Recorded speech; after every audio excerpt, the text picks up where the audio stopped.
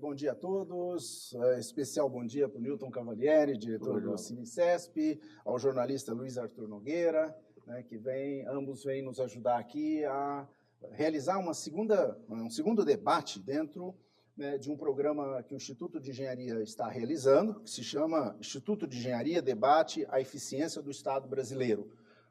Nós estamos preocupados aqui nessa casa, não apenas com a engenharia, né, o que vem acontecendo com, né, os engenheiros, com a engenharia, mas com o contexto, né, o panorama geral da nação, as questões econômicas, políticas, sociais, que, afinal de contas, todas elas, né, acabam interferindo, né, nas questões dos projetos que temos que desenvolver.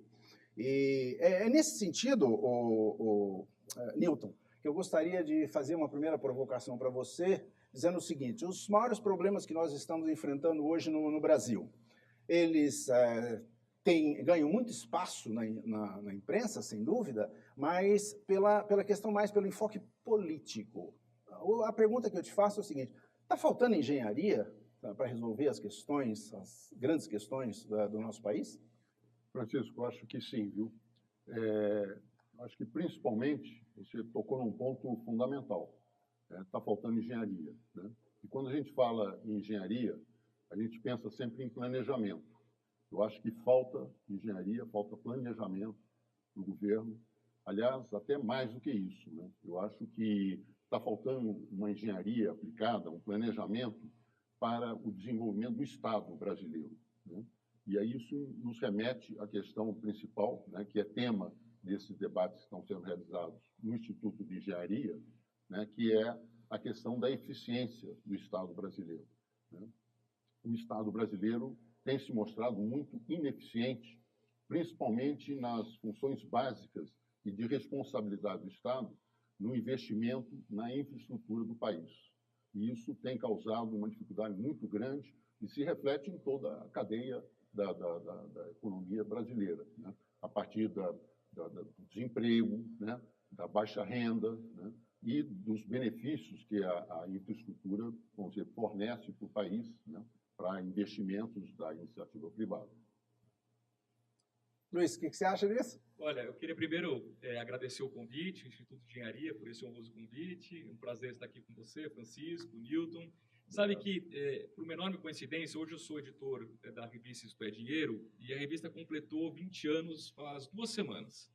E eu tive a missão de fazer uma matéria para falar assim, o que pensar do Brasil daqui 20 anos? E eu estou na revista há quase 7 anos. Foi a primeira vez em 7 anos que eu fiz uma matéria com um planejamento de longo prazo. O Newton falando aqui, eu fiquei pensando como nós somos o país do curto prazo, né? Na melhor das hipóteses, a gente consegue fazer um planejamento de 4 anos, que é o tempo que dura um governo, dado que a gente não sabe se ele vai ser reeleito ou não, né? É muito pouco. Eu acho que está na hora do Brasil começar a pensar o futuro como nação mesmo, e não como um ciclo político de 4 anos. E acho que nesse contexto, a engenharia, a infraestrutura, elas dependem de um planejamento de longo prazo. Porque não dá para a gente ter um governo, no caso específico agora, a gente tem um governo Michel Temer, um governo curto, somando tudo, aí vai dar 2 anos e meio, se concluído até o fim de 2018. Né? Que milagre dá para fazer em 2 anos e meio? Nenhum. E aí a gente já está com a cabeça na eleição do ano que vem, imaginando quem pode ser o futuro presidente e quais serão os planos dele, por exemplo, para a infraestrutura. Vamos nos colocar aqui no lugar do investidor, né? Um investidor estrangeiro que olha esse país meio complexo, que não tem muita regulação, a regra jurídica não é muito clara. Que tipo de investimento sólido ele pretende fazer num país em que não tem certeza se o próximo governante vai manter os planos do atual governo? Então, eu acho muito complexo. Então, eu queria, em primeiro lugar, parabenizar o Instituto de Engenharia, porque esse tipo de debate a longo prazo acho que é fundamental, falta no país, e debater a eficiência do poder público, do Estado, do governo, acho que é fundamental, porque muitas vezes a gente ouve os governantes reclamando que falta dinheiro, né? Quando, na verdade, a gente sabe que não falta dinheiro, né? Só a gente vê a carga tributária, o quanto os brasileiros pagam de impostos, dinheiro é o que não falta. O que falta é uma boa gestão pública dos recursos que já existem nos cofres públicos. O Instituto de Engenharia tem né, esse viés, tem essa contribuição para a sociedade brasileira, eu diria, muito especial a sociedade paulista, né? Foi aqui no Instituto de Engenharia que foi debatida a necessidade de uma siderúrgica, né, para que a gente pudesse construir, né, o Estado e as grandes obras e produzir ferro para as obras, etc. Nasceu a COSIPA. Foi também aqui no Instituto de Engenharia que os debates conduziram, na época do problema do combustível, que a gente importava petróleo, boa parte das nossas divisas, né, todo o resultado das nossas exportações era para pagar certo petróleo que a gente importava. Nasceu aqui o Proálcool, entre outros grandes projetos nacionais que nasceram de discussões, de debates que a classe dos engenheiros fez, e não só preocupado com as questões da engenharia, mas com, né, a engenharia sendo quase que um processo de catalisador das questões econômicas, sociais, políticas, né, de infraestrutura, de tudo isso, né? Então, de fato, eu acho que tanto o Newton como você tocaram num ponto que eu acho crucial. Nós não temos, né, a prática do planejamento, né, de médio e longo prazo, né? Eu acho que isso foi um pouco até decorrente daquela questão do processo inflacionário, de alta inflação, né? Fazer plano para quê, né? Se a gente não, né, os recursos, eles desapareciam, né? Eles se escasseavam, né, consumidos pela própria inflação. Então, não se criou o hábito de planejar. E acho que os engenheiros, né, têm uma certa contribuição nisso. A gente está sempre muito preocupado com a execução das obras e não com o planejamento, aquilo que antecede a obra, né? Vamos gastar um pouquinho mais de tempo na concepção, no planejamento, e depois a execução a gente encurta porque a gente sabe o que está fazendo, sabe a disponibilidade de recursos, o melhor meio de executar, né, as metodologias que devem ser praticadas, e assim é. Mas eu acho que, Newton, nós podemos continuar ainda antes de mudar um pouco aí a questão, que a gente não vai ficar discutindo isso, não. Mas eu acho que essa questão de planejar, trabalhar com cenários, né? Bom, tá bom, nós estamos um processo político muito complicado no Brasil, né? Tem sido nos últimos anos, né? Mas isso simplesmente é possível de se imaginar a hora que a gente faz uma análise de cenários e começa a trabalhar com cenários pessimista, otimista, realista e por aí vai, e a gente tem, né, definindo mais ou menos que rumo a gente pode dar para cada projeto, né? Mas eu queria te ouvir a respeito. Sem dúvida. Eu pegando um gancho aqui do Luiz, né, sobre planejamento, né, e sobre falta de dinheiro, né? Primeiro, sobre planejamento, coincidentemente, conversando com o presidente da Câmara de Comércio e Indústria Brasil-China, questão de uns 15 dias atrás, e eu falei, por que estão vindo as empresas chinesas? Elas não estão preocupadas aqui com a situação política, né? A situação econômica do país, o que pode acontecer no ano que vem, né? Ele falou, olha, as empresas chinesas não se preocupam com essas questões de curto prazo. Eu falei, não, porque vocês fazem um planejamento mais longo, de 10, 15 anos? Não, as empresas chinesas fazem um planejamento de 100 anos. Essa é a nossa perspectiva, né, para investimentos no Brasil. Então, a gente fica de boca aberta. A gente está fazendo um planejamento, achando muito bom, quando se consegue planejar 4 anos, que é a duração do governo. A questão de dinheiro, tem sobra de dinheiro no mundo, né?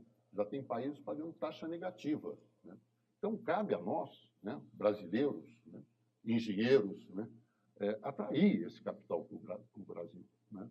E para atrair o capital do Brasil, o que a gente precisa? Precisa de mostrar que o país tem um planejamento de longo prazo, né? Mostrar que nós temos projetos bem estruturados, né?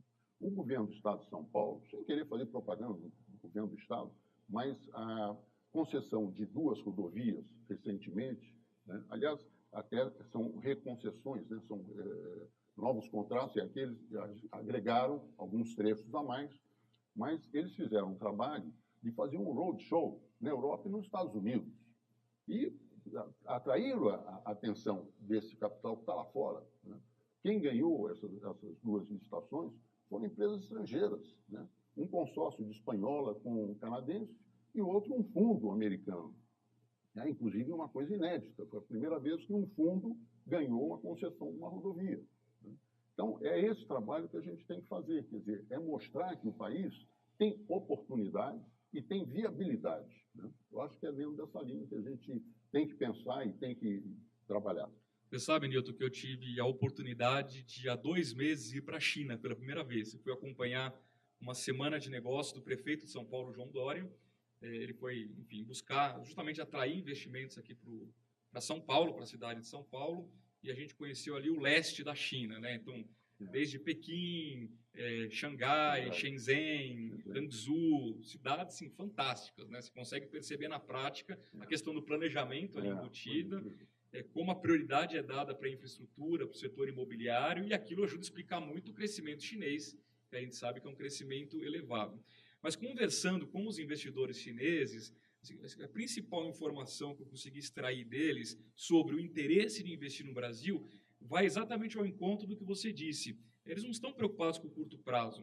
Eles querem só um pouquinho de previsibilidade da regra do jogo, né? Se eles tiverem a certeza de que a regra do jogo combinada hoje, feito um edital, executado um leilão, assinado, que aquilo será cumprido, independentemente de quem será o próximo governante, os chineses topam participar. O que eles não aceitam é mudança de regra de jogo com o jogo em andamento. Uma vez que você combinou aquela regra, vamos segui-la e cumpri-la até o final. Então, você tem toda a razão, Newton. O dinheiro está sobrando no mundo. Os chineses já perceberam que lá mesmo eles já investiram tanto em infraestrutura que eles precisam buscar oportunidades em outros países. E o Brasil, se a gente pensar assim, em grandes economias como a brasileira, com uma relativa estabilidade institucional, apesar de todos os problemas políticos, as instituições estão funcionando, com esse mar de oportunidades de infraestrutura, porque dada que a infraestrutura é precária, eu prefiro olhar o lado meio cheio do copo, né? Se a infraestrutura é ruim, é porque tem muita oportunidade de investir em infraestrutura. Os chineses já regalaram os olhos, estão esperando só um pouquinho de previsibilidade que eles entram com tudo. Aliás, já entraram recentemente nos leilões de petróleo. Petróleo e energia também, né? Exatamente. Hoje, vamos dizer, as maiores transmissoras de energia do Brasil, tem uma empresa chinesa que detém 30% da transmissão de energia no Brasil, né? Aliás, a propósito disso também, a gente querendo entender um pouco mais da questão de planejamento, de previsibilidade, né? Eu acho que a gente tem que olhar, vamos dizer, também uma questão de Estado, né? Olhar as agências reguladoras, sem querer sair do foco, mas aproveitando a oportunidade. Não, mas esse tema é extremamente importante. Eu ia levantar esse tema, o papel das agências. O Brasil teve, vamos dizer, com raríssimas exceções, né? Aí citando a ANEEL, as outras agências sempre foram criadas depois do programa implantado. Vamos implantar um programa de concessão de rodovias. Posteriormente apareceu, né, foi criada a Agência de Transporte Terrestre, a MTT, né? E assim por diante. E essas agências, nos últimos anos, vamos falar, nos últimos 15 anos, elas foram loteadas, né? Infelizmente, elas perderam a função precípua delas, né? E a agência, ela é o ponto de equilíbrio dos programas de concessão ou de PPP para iniciativa privada. Sem uma agência, o programa não se sustenta, porque é ela que faz a regulação. Ela não é uma fiscalizadora das ações da concessionária, né, que está prestando um serviço público. Ela é uma reguladora do sistema. Então, ela tem, para isso, independência administrativa, independência financeira. Ela não entra no orçamento do governo. Ela tem que ter um recurso próprio para se sustentar. Ela não tem vinculação, os seus administradores não podem ter vinculação política, né? Eles têm que ser técnicos de reputação ilibada e alto saber, né? Para tanto, eles são sabatinados, né, no Congresso Nacional. Então, isso tudo deixou de existir num determinado momento nas agências. E os programas de concessão quase foram por água abaixo. Então, muitos deles estão desacreditados, né? Nós estamos passando uma crise seríssima, inclusive tendo que editar medidas provisórias, depois convertidas em lei, para salvar a concessão das ferrovias, das rodovias, né? O sistema elétrico nosso também passando por um momento difícil, né, de regulação, né? Então, eu acho que isso, você tem toda a razão, Luiz. Vamos dizer, o estrangeiro que vem investir aqui, ele quer olhar isso, ele quer ter segurança, né, no investimento dele, previsibilidade, um contrato que vai ser respeitado e regras claras, né? Com isso, a gente atrai investimento de fora. É verdade. Eu acho que essa mania que nós brasileiros temos, né, de adaptar, né, de tropicalizar, né, conceitos, doutrinas que existem lá fora, né? Essa questão das agências reguladoras no mundo todo funciona, e o papel da agência, né, o princípio é equilibrar né, os interesses do poder concedente, da concessionária e dos usuários. Né? Ele tem que buscar sempre equilibrar. Quando há uma interferência política e começa, certo, a segurar tarifa, né, trocar os investimentos que foram previstos na época da licitação por outros de interesse político, aí é uma deturpação. Isso para não falar, como você muito bem mencionou, da ocupação dos cargos, que tem que ser absolutamente, né, preenchidos. Esses cargos têm preenchido por pessoas, né, competentes, de reconhecida, né, saber, né, para, de fato, dar a contribuição. Eu me lembro de um caso, né, que chegou às minhas mãos, eu estava analisando, quando da constituição da Artesp, né, eu estava na consultoria e fui convidado a participar de uma mesa redonda, né, para discutir valores e princípios e tal que deveriam nortear a constituição da Artesp. E me lembro que alguém levantou uma questão, né, de um presidente, né, de uma agência, acho que não sei se era aquela do Vale do Delaware, nos Estados Unidos, que lá pelas tantas ele entregou o cargo porque, e reconhecidamente, disse, olha, eu não estou sendo capaz de promover o equilíbrio desses 3 pilares de sustentação, né, de uma agência reguladora. Então, chegou a hora de eu entregar o meu bastão para quem possa fazer isso com mais capacidade. Isso para dar um exemplo que as coisas funcionam sim. Aqui, essa adaptação que às vezes a gente faz é que deturpa um pouco o sentido, né, o princípio, né, que origina, né, as coisas.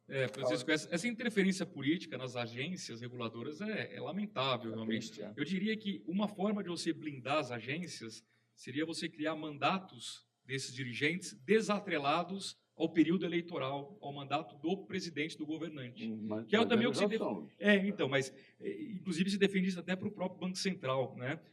E com regras claras, assim, para você tirar alguém por uma questão política, tem que ter um motivo muito grave mesmo, porque a pessoa tem que se sentir ali independente realmente do governo de plantão para tomar as decisões que são as mais corretas para gerar justamente esse equilíbrio que vocês mencionaram aqui, né?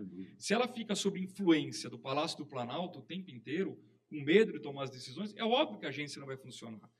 O Newton citou a questão da independência financeira, orçamentária, fundamental. Se a cada ajuste fiscal a agência correr o risco de ter verba cortada, não pode contratar fiscal, não pode abrir concurso público, não pode fazer nada, como é que ela vai sobreviver? Como é que ela vai cumprir o papel dela?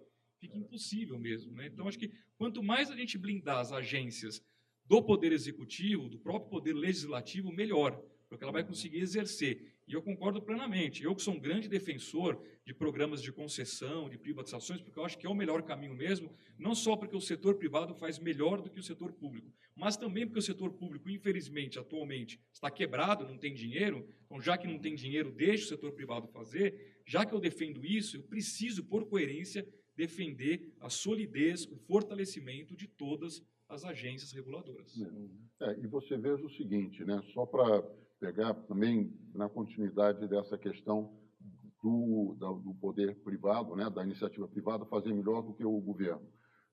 Você imagina se a gente não tivesse tido uma desestatização das telefônicas, né, a partir da Telebrás e todas as suas subsidiárias.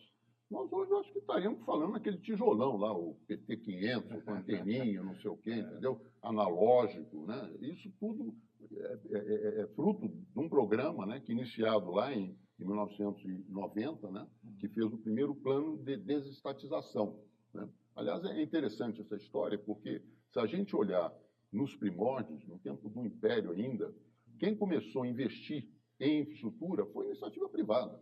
Um camarada chamado Irineu Evangelista de Souza, né, o Barão de Mauá, né, trouxe dinheiro de fora, ele tinha sócios ingleses, né, junto com os cafeicultores paulistas, construíram a primeira ferrovia em São Paulo, e esse programa começou com iniciativa privada, né? Alguns setores, não, né? Por exemplo, parte de rodovia, né? Washington Luiz, que começou a abrir estrada, né? Ainda governar abrir estrada. Abrir estrada, era o lema dele, né?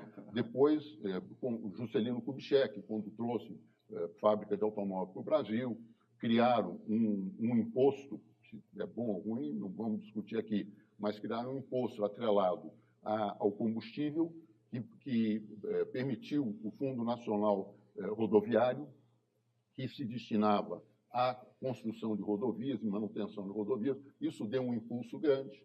Até 1940, Luiz, a única rodovia brasileira pavimentada era a Dutra, que ligava São Paulo ao Rio de Janeiro.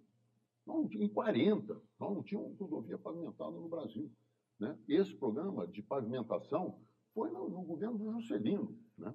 E com estímulo de automóvel, aquela coisa toda, né?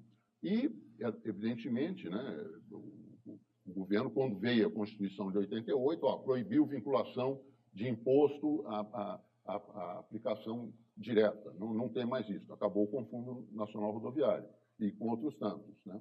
Em compensação, criou uma série de obrigações para o Estado, né, de saúde, educação, previdência, né, remuneração do funcionalismo público, que engessam o orçamento da União, né?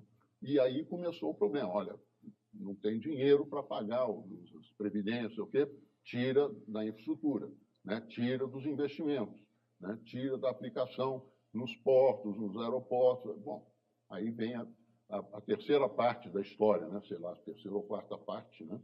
A criação desse programa de participação da iniciativa privada, né? Do PPI, um programa federal. Os estados também vêm seguindo esse exemplo, né? O estado de São Paulo tem as melhores rodovias do Brasil graças a um programa de concessão para a iniciativa privada, graças à criação de uma agência que é independente, que atua, né, de forma forte, né, para não só defender o direito dos usuários, mas também as obrigações da concessionária, né? Então, isso tudo, vamos dizer, é um arcabouço, é uma estrutura, né, que precisa estar funcionando corretamente para o país ter condições de voltar a crescer, né? O Brasil está com um estoque de infraestrutura muito pequeno. Você comparar o estoque de infraestrutura do Brasil com a média dos outros países da Europa e da América do Norte, é ridículo. Nós temos 13% de estoque de infraestrutura. A média dos países é de 70%, 75%. Isso significa que ele pode ficar anos sem investir em infraestrutura, que ela tem infraestrutura adequada para receber investimentos da iniciativa privada, para novas indústrias, para desenvolver agronomia, etc. O Brasil não. O Brasil está estagnado. O Brasil, segundo alguns economistas, aí você pode me corrigir se eu estiver errado, mas segundo os economistas, o Brasil precisa de investir 5% do seu PIB. Hoje nós estamos investindo abaixo de 1,3%, 1,4% do PIB, hoje. O Brasil precisaria investir 5% do PIB durante 2 décadas para formar um estoque de infraestrutura de 70%. Então, nós estamos de 20 anos investindo 5% do nosso PIB para voltar a ser um país com condições para iniciativa privada. Olha, eu quero montar uma fábrica não sei aonde. Tem energia, tem estrada, tem ferrovia, né? Tem toda a base lá pronta para você poder montar essa indústria, né? E hoje isso é um gargalo tremendo. A gente consegue pensar, vou botar uma indústria. Vamos botar aqui as margens da Anguera, da Bandeirantes, né? Fora daqui, aonde, né? Então, vai colocar no Mato Grosso, né? Na BR-163, que falta trechos que não são pavimentados. Não tem cabimento. Exato. Agora, Francisco, só para concluir a questão das agências reguladoras, para não parecer também que a crítica é sempre para o poder público, tão ruim quanto você ter um dirigente de uma agência indicado por um partido político que está lá para fazer sabe-se lá o quê, tão ruim quanto isso é você ter alguém que vem do setor privado com interesse atrelado a alguma das empresas que deveria ser justamente regulada por essa agência. E acho que também é um outro dilema ético aí, né? Exato. Você não pode ter na presidência de uma agência, por exemplo, sei lá, de telecomunicações, uma Anatel, alguém que acabou de ser presidente de uma das telefônicas, por exemplo, né? Então né, nem para um lado nem para o outro. Você não pode ter indicação política, mas também não vamos ser aqui, né, ingênuos de achar que você pega alguém que está atrelado ao interesse de uma empresa e achar que essa pessoa vai ter isenção contra o ex-patrão dela, né? Então, acho que só para deixar bem claro aí que é um jogo que tem que ser muito bem jogado mesmo, com regras claras, definidas,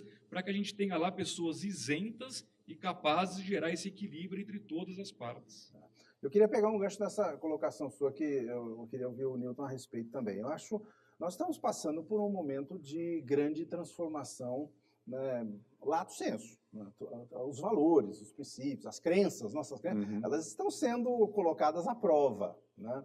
E você fez menção à construção da Dutra, né? Eu acho que a construção das rodovias, né, no passado, através do DNR, do DR, chegou a formar engenheiros que a gente chamava de rodoviaristas, né? O berço né, da engenharia quase que virou. Aí veio o metrô na década de 60, final da década de 60, que deu uma contribuição de um valor inestimável para a engenharia, porque investiu na formação de engenheiros, né? Não só para ele, porque depois, por exemplo, a CET, né, que veio depois, no final da década de 70, 76, se não me engano, foi fundada a CET, ela foi fundada com engenheiros do metrô, né, que foram treinados, foram mandados para fora e fizeram cursos fora e tal. Então, são pequenos berços, né, da engenharia que surgiram e tal.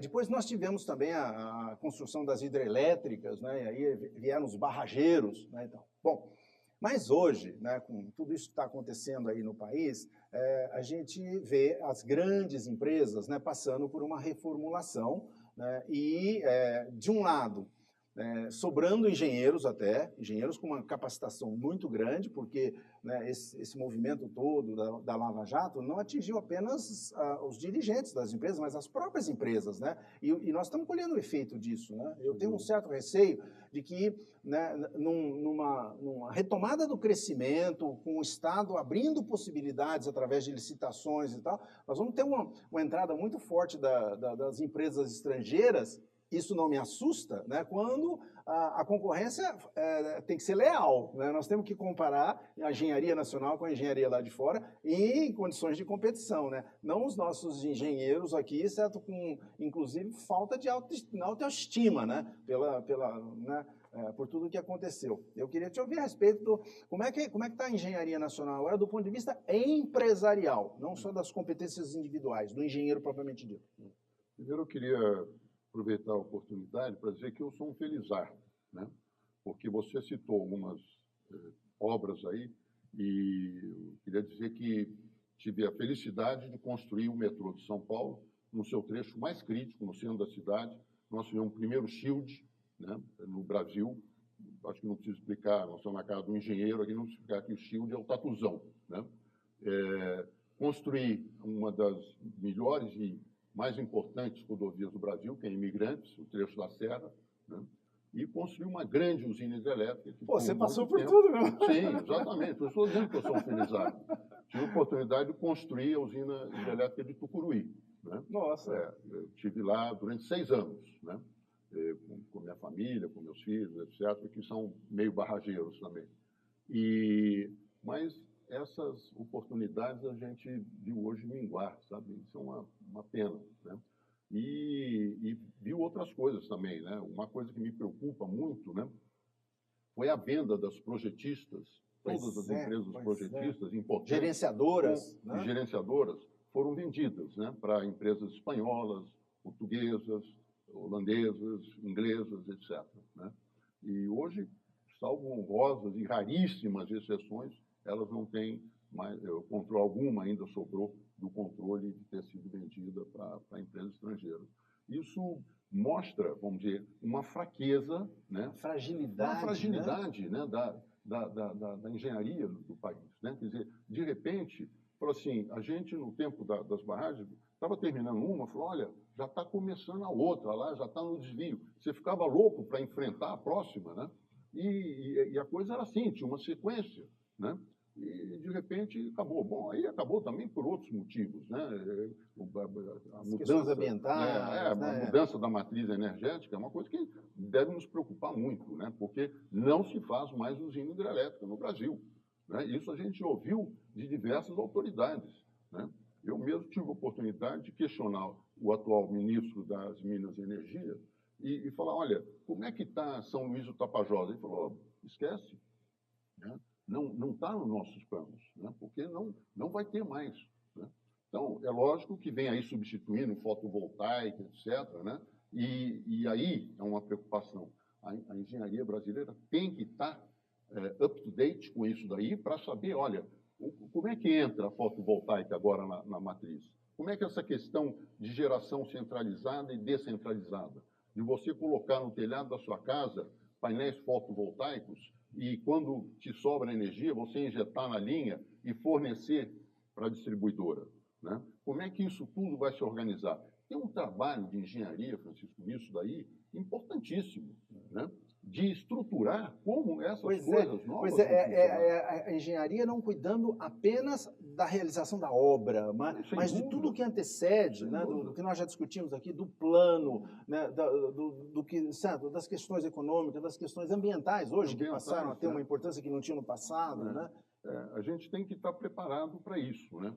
E acho que é importante, né, a função aqui do Instituto de Engenharia de estar olhando essas coisas, de estar discutindo essas questões, né? Porque isso tudo está ligado à eficiência do Estado brasileiro, né? Se o Estado, ele que tem que promover uma discussão ampla sobre essa questão da matriz energética do Brasil, da matriz de energia, né? Como é que isso vai funcionar com as eólicas? Nós estamos aí pagando R$ 5 a mais para cada 100 kW por conta de um desequilíbrio dessa matriz. Por quê? Não choveu, não tem água, liga a termoelétrica, é diesel, né, na veia, então é muito mais cara, né? É a mesma coisa que você tem e mais poluente, né? Além de mais cara, e mais né? poluente, ambientalmente, né? muito ruim, né? Muito ruim. Mas, ô Newton, aí de novo entra a questão do planejamento do Estado e não do governo, né? Do Estado. Qual é a matriz energética que a gente quer alcançar? É óbvio que todo mundo quer eólica, solar, as energias limpas, renováveis, mas tem um trabalho até lá, né? Qual é o plano? E até lá a gente continua acionando térmica e tudo bem, a gente paga mais caro, polui o meio ambiente. Quer dizer, então esse debate ele é muito importante, é muito relevante e, de novo, volta o velho problema, que ele é interrompido a cada ciclo eleitoral, porque aí entra um outro governo que pensa completamente diferente, muda tudo, e a gente não consegue dar um passo à frente, é incrível. É nisso que a gente tem que trabalhar, sabe, Luiz? Eu acho que aí que eu estava dizendo, né, o papel do Instituto de Engenharia e das outras instituições também, né, de mostrar que o país precisa de um planejamento de Estado, né? E realmente voltar a olhar a coisa com longo prazo. E esse longo prazo, nesse longo prazo, as coisas mudam muito rapidamente, né? Nós estamos numa evolução assim astronômica. Você cada hora tem uma novidade, né, na questão da informática e hoje que está sendo discutido lá, está sendo votado no Congresso Brasileiro, a questão da regulamentação do Uber, desse Cabify, 99, etc. Quer dizer, de repente cai no colo da gente e um governo totalmente despreparado. Ninguém pensou nisso, ninguém olhou isso daí, né? A questão de transporte, você tanto trabalhou nisso daí, quer dizer, como é que isso afeta a vida, né, das pessoas? Veja que interessante, nesse exato momento nós estamos discutindo uma questão que tem a ver com o que o Luiz acabou de falar e você também, que é o seguinte: está sendo discutida na Câmara Municipal uma lei para redução das emissões. Então, né, o foco principal é a redução da emissão do CO2, que é o gás carbônico, que tem efeito, né, provoca o efeito estufa e etc, aquecimento global, essas coisas e tal. Para atender, certo, a essa redução que está sendo proposto, nós vamos ter que metade da frota dos ônibus de São Paulo serem movidos a energia elétrica, de alguma maneira. Pode ser o trólebus, né, pode ser movido a bateria, mas para carregar a bateria eu vou precisar de energia elétrica. Então eu não sei se nós vamos ter realmente a solução ambiental, mas vamos entrar numa crise de energia. Porque nós não vamos ter energia ou para movimentar os trólebus, ou para abastecer as baterias, em função desse descompasso e dessa questão que abriu o nosso debate aqui, que é a obrigatoriedade de um planejamento, macroplanejamento, não é um planejamento da infraestrutura apenas, mas que correlacionasse todas as necessidades, todas as possibilidades, as questões econômicas e tal, né? E nos dissesse qual é o melhor rumo, independentemente de quem vai estar de plantão, né? Quem vai ganhar a eleição e vai conduzir os destinos. É muito mais fácil chegar lá, ganhei a eleição, ganhei bem a eleição, mas agora eu vou adaptar este plano, né, existente às minhas promessas de campanha, dentro da ideologia que eu pratico, mas eu tenho um plano mestre, né, que vai orientar as minhas decisões. Infelizmente, nós não temos isso a nível nacional, a nível federal, a nível dos estados e muito menos a nível dos municípios. Né? Ô, Francisco, você citou a questão do ônibus elétrico. Eu mencionei no começo aqui que eu fui à China recentemente. Aí lá na cidade de Shenzhen, eles querem transformar essa cidade num modelo, porque realmente a China é muito poluída, se percebe isso, né? E nessa cidade... Pequim é impossível. Nossa, Pequim é terrível, o calor que isso gera, a sensação ruim. Mas em Shenzhen, uma cidade bem arborizada, e 80% da frota de ônibus, 80% já é realmente elétrica. E eles queriam chegar até o final do ano agora a 100%. Aí eu vi o pessoal lá da comitiva, muito eufórico, puxa, ele precisava trazer isso para São Paulo. E aí eu fiz um questionamento, falei assim, claro, na teoria todo mundo é a favor, que maravilha seria, né? Aí eu fiz exatamente esse questionamento, Francisco, falei assim, nós vamos abastecer com qual energia os nossos ônibus? É a energia da termoelétrica a diesel e a carvão? Não adianta nada, né? Você vai estar trocando, talvez seja melhor o ônibus a etanol, então. Então a gente tem que tomar cuidado. Às vezes, isso tudo é uma falta de planejamento. Como a gente não sabe aonde a gente quer chegar, a gente fica muito à mercê de voluntarismo. Ah, está na moda agora o ônibus elétrico, então traz o ônibus elétrico. E aí ninguém se preocupa em dizer como que vamos abastecer esse ônibus elétrico, né? E assim como esse, há vários outros exemplos de que uma falta de planejamento maior para você inserir as outras iniciativas que são menores dentro desse contexto mais amplo. Eu queria só fazer uma consideração, eu não resisto. Eu li um livro recentemente, certo? Chamou Os Próximos 100 Anos. É de um cenarista chamado George Friedman, não tem nada a ver com o economista George Friedman, né, mas ele é um cenarista, e ele resolve essa questão, né, ou ele comenta essa questão da energia de uma maneira que a gente, né, é levado a refletir a respeito. Né? Ele diz, onde é que está a maior fonte de energia? Né? Está no Sol. Então, nós já temos hoje tecnologia capaz de liofilizar, empacotar palavras, sons, imagens, né? Tanto que certo, esse debate nosso aqui pode estar eventualmente sendo visto, né, em tempo real lá no Japão. Sabe? Então, vamos captar essa energia, né, mandar uma usina para o espaço, ele vai empacotar essa energia, vai mandar para uma usina que vai desempacotar essa energia aqui embaixo e vai disponibilizar no sistema de abastecimento. Parece coisa de Jetsons, né? Mas lá atrás a gente não achava que essas coisas eram possíveis também, né? Eu achei muito interessante. Você veja uma coisa, a energia fotovoltaica é a primeira forma de gerar energia elétrica sem movimento. Isso é uma coisa extraordinária, cara. Quer dizer, todas as outras formas, você tem que ter movimento. Tem que ter uma energia para gerar outra energia. Né? Você está fazendo uma transformação de uma energia mecânica, e aqui a gente está fazendo transformação de uma energia de sol, né, de solar, né, em eletricidade. Né? E aí eu perguntei para um seminário sobre a questão energética, perguntei para uma pessoa da empresa de planejamento de energia, EPE, falei assim, nós estamos preparados para o carro elétrico? Né? Porque daqui a pouco, uma dessas fábricas falou, olha, hoje o problema é bateria só, né? E já existem baterias de longuíssima duração. Então, camarada, olha, resolvemos bateria, isso é de uma hora para outra. As empresas se preparam, um carro elétrico tem 800 peças, um carro a combustão tem 17 mil peças.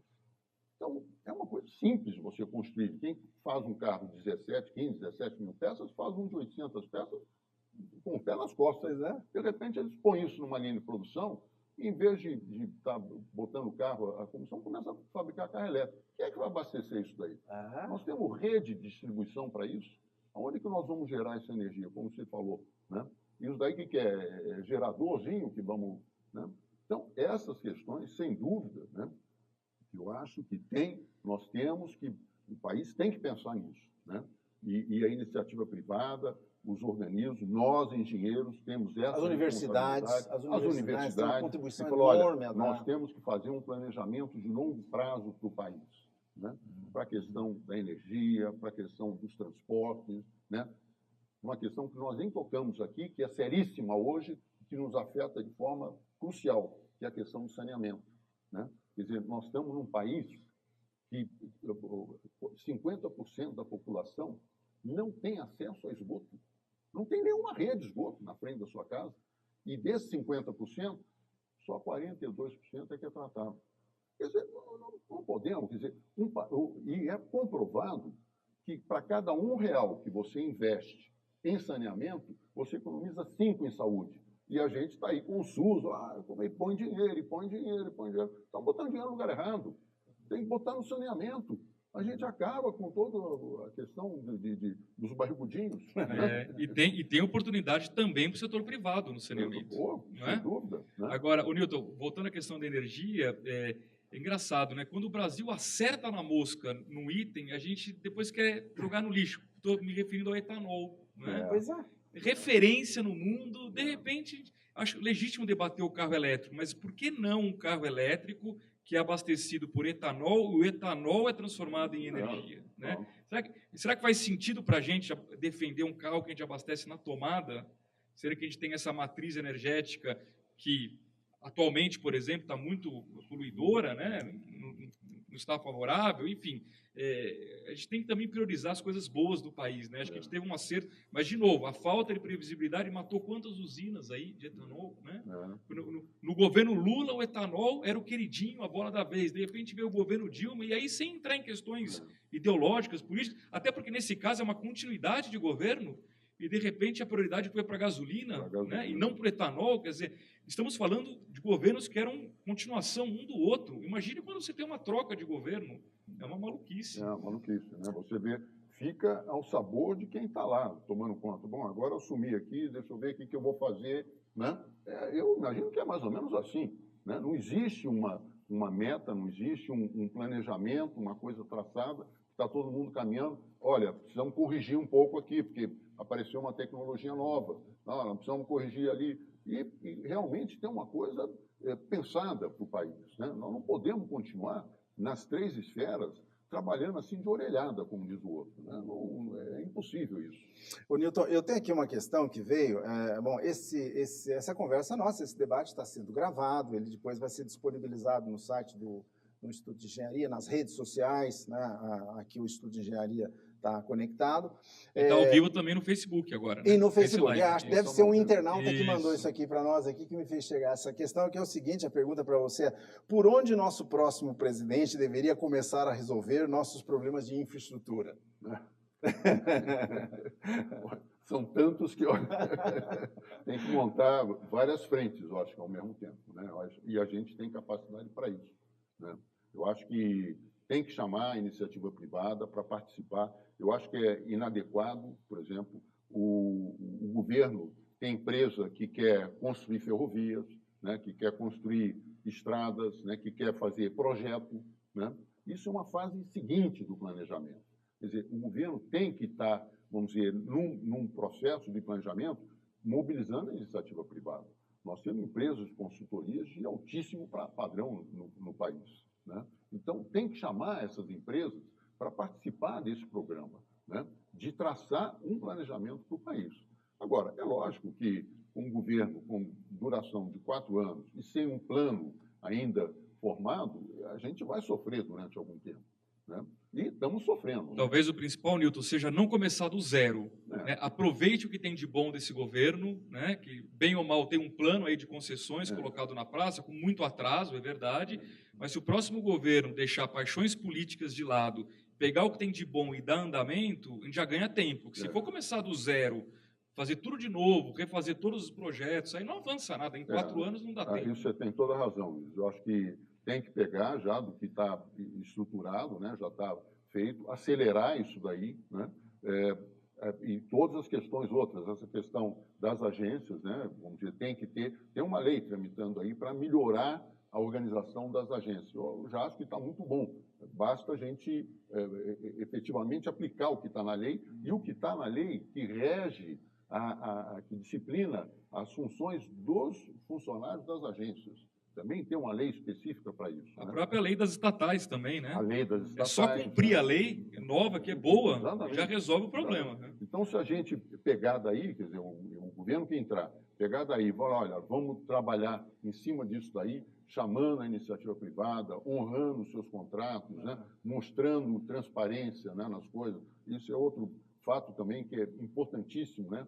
O governo tem que mostrar transparência, né, e mostrar previsibilidade, né, para a gente poder organizar o país de uma forma um pouco melhor. Até porque, Francisco, desculpa, só para dar uma má notícia aqui para o para o nosso internauta, no mundo ideal, o governo teria dinheiro para ele também fazer obra de infraestrutura, mas a má notícia é esqueça. Se você fizer uma análise um pouco mais detalhada das contas públicas, o próximo governo não tem nenhuma chance de fazer obra nesse país, nenhuma. O governo está quebrado e vai ser um trabalho nos próximos 4 anos de, aos poucos, lentamente, recuperando a capacidade do governo de investir. Então, dado que não tem nenhuma chance, setor privado. Se o próximo governo entrar com uma outra ideologia e achar que ele sozinho vai fazer tudo, te garanto que não vai conseguir fazer. Ou ele vai tirar dinheiro de saúde e educação para fazer a obra, porque não sei de onde vai tirar dinheiro. Agora, e isso você tocou num ponto também que os economistas, seus colegas também, mostram que no mundo não existe solução só com a participação da iniciativa não, sem privada. dúvida, tem que ter setor público. A Inglaterra, né, o Reino Unido, principalmente, foi um dos primeiros países do mundo a implantar assim, programas de concessão para a iniciativa privada muito intensos, né? Inclusive até privatizando companhia aérea, que era estatal, né? Ele não conseguiu só contar com o recurso da iniciativa privada. Teve também que colocar dinheiro. Então, precisa estabilizar. O ideal seria ter setor público também. Agora, Nilton, você mencionou no começo aqui do nosso bate-papo o caso do Estado de São Paulo. O governador Geraldo Alckmin fez 2 concessões recentes aqui de rodovias. E eu fiz uma entrevista com ele justamente na época do Roadshow. E ele foi muito claro para mim. Ele falou, Luiz, neste momento, o governo do Estado não tem dinheiro. Portanto, é concessão. Se o governo tivesse dinheiro, seria PPP, parceria público-privada, que aí cada um entra com uma parte. Ele foi muito claro. Ele falou assim, sejamos realistas. Não temos dinheiro, portanto, é concessão a iniciativa privada, mas concordo com a sua análise. No mundo ideal, a gente precisa ter setor público fazendo principalmente aquelas obras que não interessam no setor privado. Aquele aeroporto regional no interior do país que ninguém quer fazer, é o poder público que tem que fazer. Né? Porque Congonhas todo mundo quer, né? Mas o aeroporto lá no interior ninguém quer. São os motivadores do recurso social. Né? Então, por exemplo, a área de saneamento, por exemplo, é uma área que tem um altíssimo, né, retorno social, né, porque, agora, muitas vezes não interessa para a iniciativa privada. Então, é a participação do governo nesse momento. Eu só queria aproveitar isso que o Luiz colocou. Essas 2 concessões aí geraram 2 bilhões de reais cash, né, de outorga. Né? E isso é uma coisa que a gente também andou, através do nosso sindicato, da construção pesada, andou cobrando também o governo, de forma que esse recurso que entrou da concessão de rodovias seja aplicado também em rodovias. Né? E isso eu acho que é válido para todos os setores. Né? O governo federal licitou 4 usinas hidrelétricas que eram da CEMIG, né, que ele tomou de volta a construção por problemas outros que não vamos colocar aqui. Essas 4 usinas geraram 12 bilhões,1, né, de outorga. Esse dinheiro tem que ser aplicado imediatamente no setor de energia, geração de energia. O maior erro, Francisco, seria o governo pegar dinheiro de concessão e de privatização e gastar para pagar a máquina pública. Aí realmente é um tiro no pé. Eu quero fazer um comentário, antes para não perder, né, a sequência das discussões aqui, que eu acho o seguinte, né, a provocação foi por onde ele deveria começar, né, o próximo mandatário nosso. Ele diz assim, na minha modesta opinião, ele deveria começar, né, por tudo que nós já discutimos hoje, fazendo um bom planejamento, não parando as obras que já começaram, né? E, eventualmente, até reativando aquelas que foram paradas, que tem obras que estão, às vezes, com 60% concluída, mas parou, faltou recurso, foi mal planejada, né, e tal. Então, resgatar isso, quer dizer, se houver recurso, né, não começar nada novo, sem antes acabar o que já foi começado, ou, né, não interromper o que está sendo feito para começar novo, porque, né, a tendência é errar. Nessa linha de raciocínio, de novo, mais uma pergunta que me chega aqui dos nossos internautas, está ótimo isso aqui, né? Que diz o seguinte, eu achei essa pergunta, a gente nunca encara dessa forma, e é uma provocação boa aqui, certo? Né? Que é assim, os investimentos em educação deveriam ser considerados como investimento em infraestrutura? É uma boa questão. É uma provocação muito interessante essa. Eu vou até dar uma resposta curiosa. É melhor não, para não correr o risco de ter a tesoura cortando. Né? Porque nesse sentido, que bem ou mal, a educação, a Constituição prevê um percentual mínimo. Né? Se jogar para a infraestrutura, aí o governo vai cortar. Vai Mas é claro que eu entendo a pergunta do internauta. A educação é tão importante que ela, sem dúvida, é um pilar da infraestrutura. Sem dúvida. Claro. E ela já está defendida na Constituição. Ainda bem, né? Recurso garantido. Até porque educação, eu insisto numa tese, não falta dinheiro para educação, falta uma boa gestão do dinheiro que lá já existe. Falta escolher as prioridades. A prioridade nossa é ter universidade pública gratuita ou é ter um ensino de base gratuito e de qualidade para todo mundo? No mundo ideal, nós teríamos tudo, de novo. Né? Não é nada contra você ter uma USP, uma Unicamp, fantástico. Mas não adianta você ter a USP e a Unicamp se você não tem uma escola, uma creche, uma escola de ensino fundamental de qualidade. Porque, no final das contas, quem vai entrar na USP e na Unicamp não é quem frequentou a escola pública. Exatamente. Então, é uma ironia. Né? Então, já que não temos a possibilidade de fazer tudo, sugiro, vamos começar pela base, fazer bem feito. Né? Mas, enfim, é um tema que dá muito debate. Eu até responderia o seguinte, eu prefiro tentar colocar o saneamento dentro da saúde, por exemplo. Né?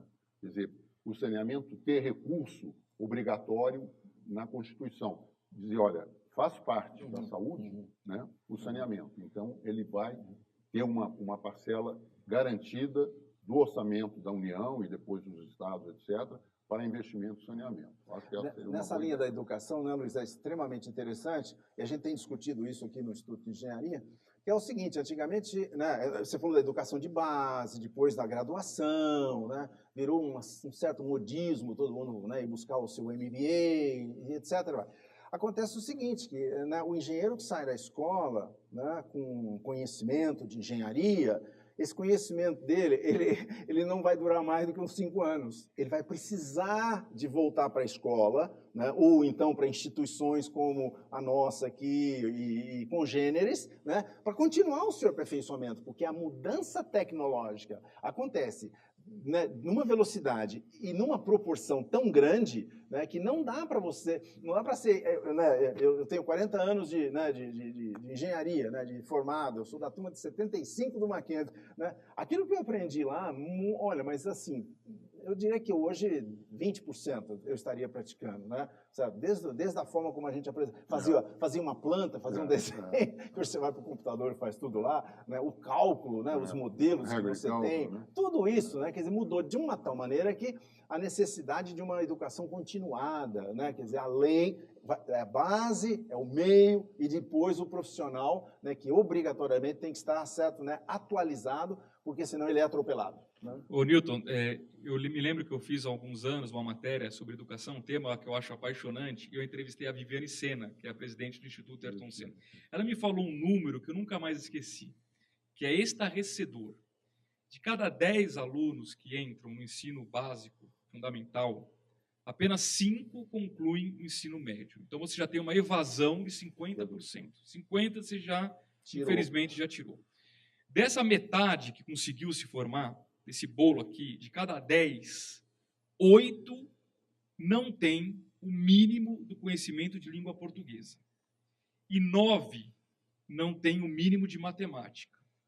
Em outras palavras, de cada 10 dos que conseguem se formar, lembrando que metade já ficou pelo meio do caminho, né? De cada 10, apenas 1 tem o básico de matemática. E eu fico me perguntando, como é que a gente forma engenheiro com essa estatística?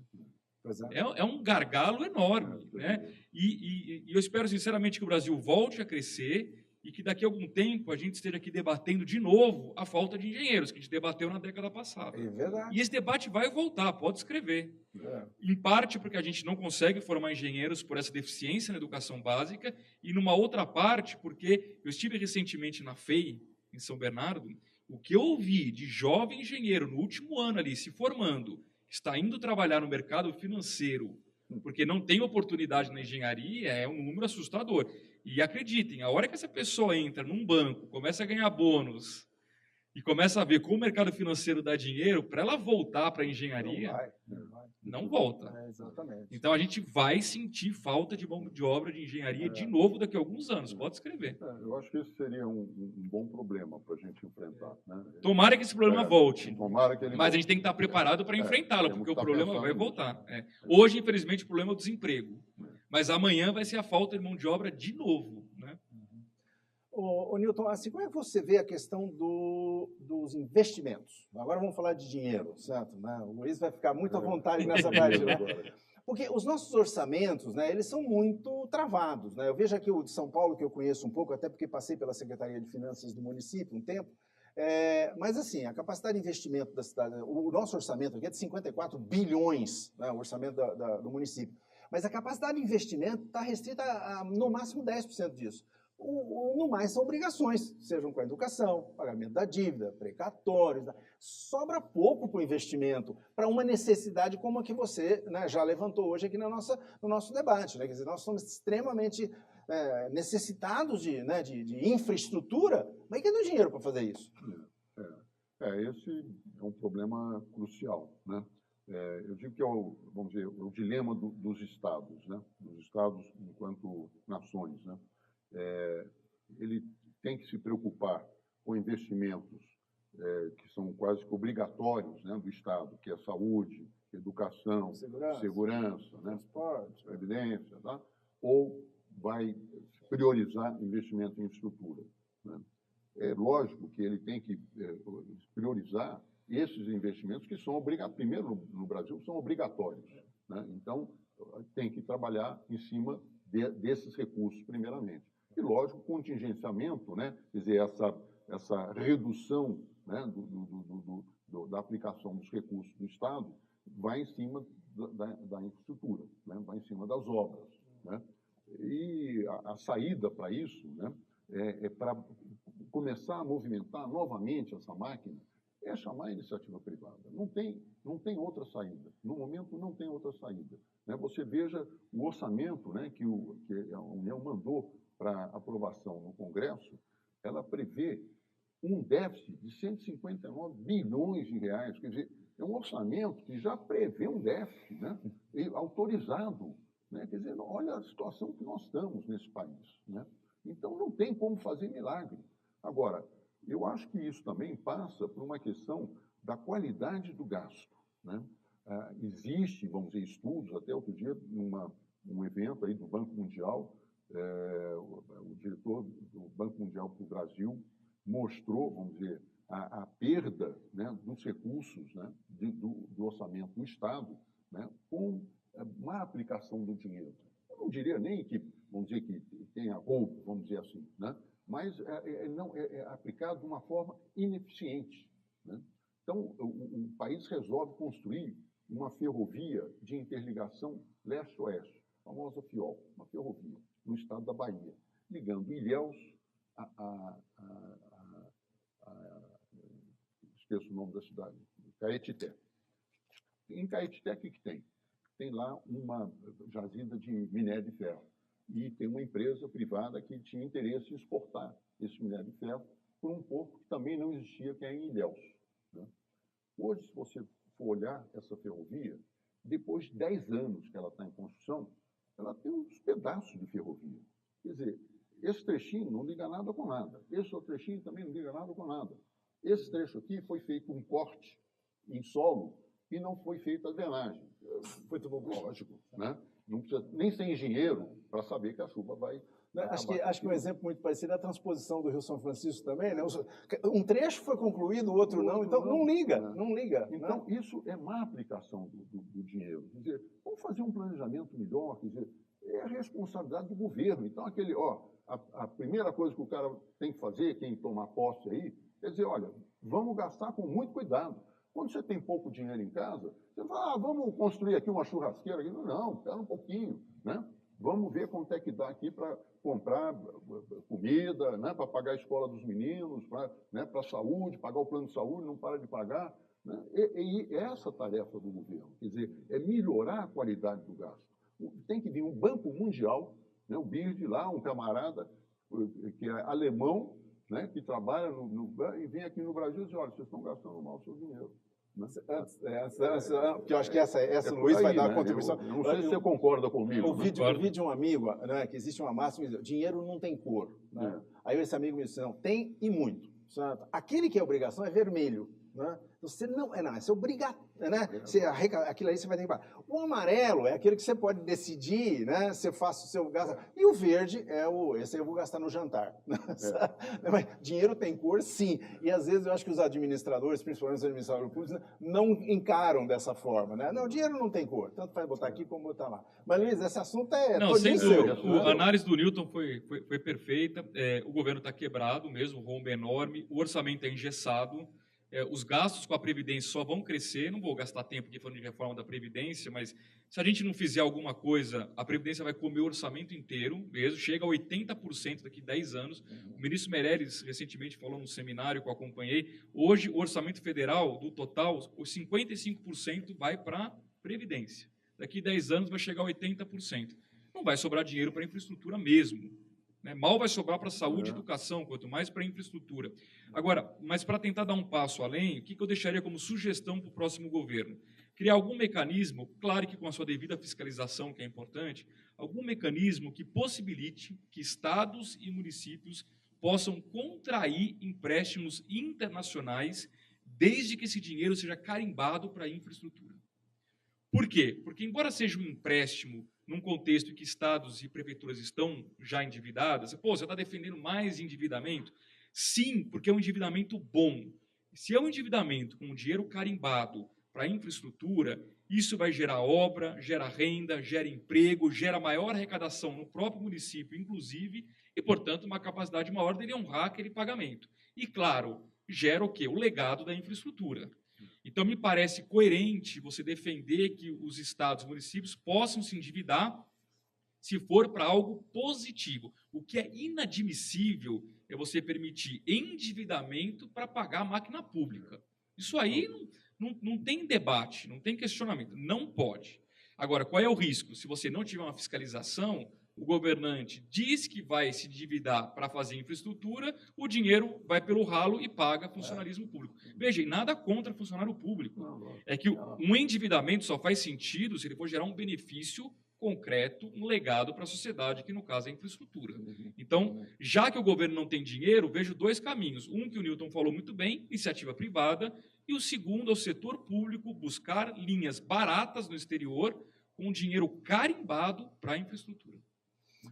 Eu ia fazer até uma provocação, nós estamos chegando praticamente no final aqui do nosso debate, e eu ia dizer assim, eu queria que você fechasse essa conversa nossa aqui, e o Newton também, né, dentro do princípio, né, que gerou essa conversa nossa, que é a realização, né, que o Instituto de Engenharia está promovendo, de debate sobre a eficiência do Estado, né, brasileiro. Né, e, obviamente, contando com a experiência do Newton, assim, que conhece muito infraestrutura, construção e engenharia, né, nós conciliamos as duas coisas, né, a eficiência do Estado vis-à-vis, né, a necessidade de uma infraestrutura adequada para a retomada do crescimento. Né? Então, de qualquer maneira, eu já te coloco essa questão. Como é que você vê a eficiência do Estado e a necessidade da infraestrutura, de tudo que nós falamos aqui, né? Bem planejada, econômica, séria, que precisa de fato e etc. Só para a gente já ir fechando o nosso debate. Como você está dizendo, aí estamos chegando no final, queria aproveitar a oportunidade, que eu não falei no começo, mas agradecer ao nosso presidente da FRAE o convite, a você também, Francisco Cristóvão, né, para estar aqui podendo falar um pouco do que a gente conhece de infraestrutura, né? E da questão que nós estamos vivendo hoje no país. Né? Eu não vejo outra saída, né, senão realmente o país voltar a ter, né, se é que já teve algum dia, um planejamento, né, um planejamento de desenvolvimento, um plano de Estado, né, que seja respeitado pelos sucessivos governos. Isso eu digo nas três esferas de governo. Né? Nós não podemos ficar à mercê, né, de cada governo que entra, resolver que a prioridade é fazer uma transposição do São Francisco, ou fazer uma ferrovia aqui ou ali. Né? Isso tem que estar dentro de uma coerência, de um plano de desenvolvimento, né, que possa atrair recursos de fora. Né? Hoje também a capacidade de investimento da parte privada no país é relativamente pequena, face aos desafios que tem, aos investimentos necessários. Então, nós temos que criar um ambiente de negócios favorável para atrair esse capital, né? Atrair a iniciativa privada para cá, né? De fora, com recursos de fora, e isso, vamos dizer, vai voltar a girar uma roda de desenvolvimento que ficou estagnada durante algum tempo, e que nos últimos 7 anos, né, o nosso PIB só caiu, né? Nós estamos agora invertendo a curva para começar a subir outra vez, né? Um pouquinho, mas já é um bom sinal, já é uma notícia alvissareira, né? Então, eu acho que as coisas se resumem nisso daí, da gente ter realmente um planejamento de desenvolvimento da infraestrutura do país para ter condições, né, de investimentos privados voltarem para o país, com novas tecnologias para o agronegócio, com novas indústrias, né, de ponta e com tecnologias mais novas. É isso daí. Francisco, para eu concluir, não vou repetir tudo que o Newton falou de forma brilhante, concordo plenamente, acho que a mensagem principal, precisamos de um planejamento de país, né? Muito além do que de 4 em 4 anos, mas o que eu iria acrescentar, aproveitando que nós estamos aí exatamente há 1 ano das eleições, é pedir para que todos os brasileiros acompanhem o debate econômico no ano que vem e analisem na hora de votar, não se gosta de fulano, de Beltrano, partido A, partido B, as propostas econômicas. Desconfie de candidato que promete fazer milagres com dinheiro público, porque a realidade, a premissa da próxima eleição é que o Estado está quebrado. Então, o candidato que vier fazer promessas mirabolantes, que vai tirar dinheiro não sei de onde, ou ele vai aumentar o seu imposto, né? Ou ele não vai cumprir a promessa. Essa é a premissa número 1.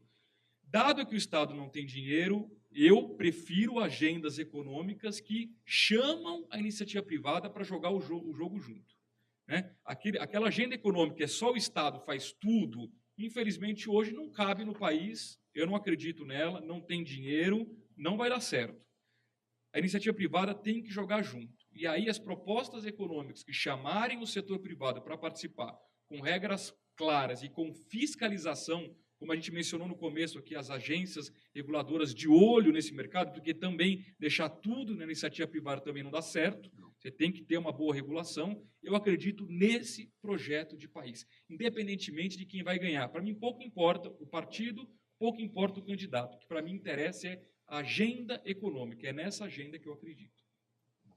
Muito bom, muito bom. Eu queria agradecer muito, certo, ao Luiz Arthur Nogueira, que é da Isto é Dinheiro, ao Newton Cavalieri, do Sindipes, que veio aqui, do Sindicesp, que veio aqui trazer, né, informações super atualizadas, uma opinião, né, uma forma de encarar esses problemas que fazem parte do nosso dia a dia. O Instituto de Engenharia, né, tem procurado dar a sua contribuição à sociedade, não apenas representando a classe dos engenheiros, né, mas de fato preocupado com os rumos da engenharia nacional.